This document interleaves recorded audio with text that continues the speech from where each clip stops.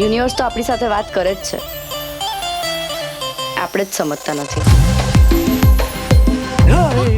હાય કાવ્યા, તું કેટલો graceful dancer હતો યાર. આટલા વર્ષો ક્લાસિકલ ડાન્સ કર્યા પછી આમ છોડી દેવાય તન્મય? કાર્તિક. કોણ કાર્તિક? હું કાર્તિક. આપણે એક જ ક્લાસમાં હતા. ના યાર, મને તો યાદ જ નથી આવતું. હું જ્યારથી ટીવી જોતો થયો ને ત્યારથી મેં નક્કી કરેલું કે એક દિવસ બધા મને એમના ટીવીમાં જોશે.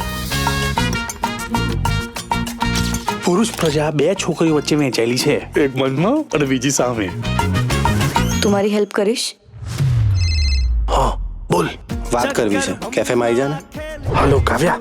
કાવ્યા? કોણ? ઓહો, તને કોઈ મળવા આવવાનું છે? આવવાનું હતું કોઈ, પણ તું મળીને એટલે સારું લાગ્યું. કશું સિક્રેટ રાખે જ નહીં સાહિલ. અરે એની ગર્લફ્રેન્ડ છે તો આખી કોલેજમાં બધાને ખબર હતી. ગર્લફ્રેન્ડ? ગર્લફ્રેન્ડ્સ બહુવચન. મારા દીકરા માટે કન્યા જોઈએ છે. તમે કહેજો તમારા ધ્યાનમાં કોઈ હોય તો. હો, શાકવાળા જોડે આ બધી વાતો કરે છે.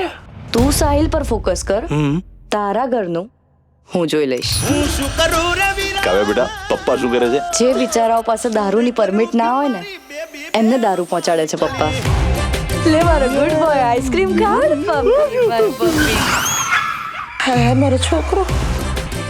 ઓડિશન ક્રેક કર્યું ને તો એક પાર્ટી રાખી છે. ફ્રી તો છું ને. Universe is universing. મને સપના જોવાથી સપના જીવવા સુધી જે લઈ આવ્યું એ પ્રિયંકા છે. સાહિલ સામેથી તારી પાસે આવશે, આ સાબરમતી નદીના પાણીના સમ. તમે વાદળી થઈને રહો, અમે સાથમાં રહેશું. તમને પવન થઈ પાંખ પર, અમે સરર લઈ જશું. તમે વાતો કરજો પ્રેમ.